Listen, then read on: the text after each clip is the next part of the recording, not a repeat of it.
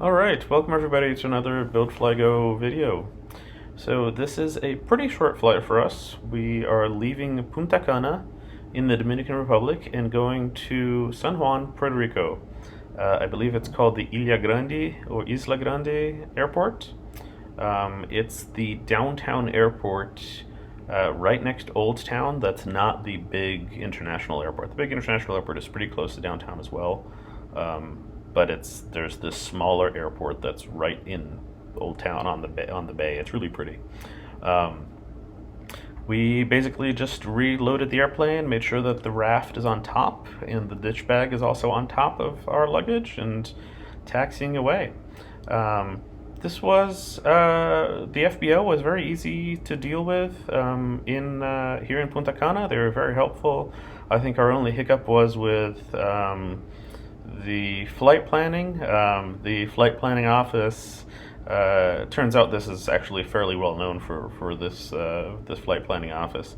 Were very, very particular about how they expected flight plans to be filed, and I think we had to file it 5 or 6 different times before they finally accepted our flight plan, and it was a bit stressful to deal with that. But we did discover that flightplan.com will file an international flight plan for you with the free account. So for those of you who have upcoming international flights, you may get away with not having to do paper flight plans. So we're actually looking forward to that. So we ended up using flightplan.com for this. I think the only downside is that they only file the flight plan 2 hours before your flight. So you're sort of waiting until the last minute before you figure out if your flight plan is going to be accepted or not, which is also a little stressful, let me tell you. But everything turned out great, and we got the airplane set up. It's about an hour flight across the water between the islands, and you can see Puerto Rico right there. There's quite a few little airports that we flew over. So it looks like this could actually be a pretty fun way to explore the island, is going airport hopping. I think we flew over 3 of them at least over this west end of the island. So maybe next year when we come back and do just the Bahamas and Caribbean, we can come as far as Puerto Rico and explore the island a little bit and see how that goes. We did have to file EAPIS to come back into the U.S.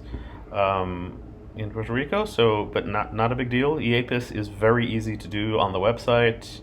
For a long time there, I thought of just getting, paying for the app, and I think they charge you $5 every time you file it on the app. But honestly, the website is so easy to use; it's not a big deal. The hardest thing for me is remembering my password. So that's this one. So you'll notice that when we land here, we taxi to the Customs and Border Protection ramp, and the FBO handlers are actually already there waiting for us. I called the FBO from the air and let them know that we would be there in 20 minutes, and they were waiting for us there at the CBP ramp. So we just went in. The CBP officer looked through our papers, looked at our luggage, stamped our passports, and said, "Welcome back into the U.S." And it was easy. It was great. Some of you may have heard that I mentioned that the airplane is a bit heavy and rear CG. We've been having some pretty gusty crosswinds, and this was the first one where it was actually fairly decent. It was windy, but it wasn't a crosswind and it wasn't gusty. And I put full flaps in for the first time, and it really helps set up the landings. So we'll just keep an eye on that and take care of it. I left this running for a little bit, and these are all people around the airport that came to look at the airplane. So, it makes us pretty happy that people like the paint. We come out, we lock up the plane, and then we just leave with the FBO guy in a golf cart. Pretty nice service. That's it. We'll talk to you guys soon. Thanks again.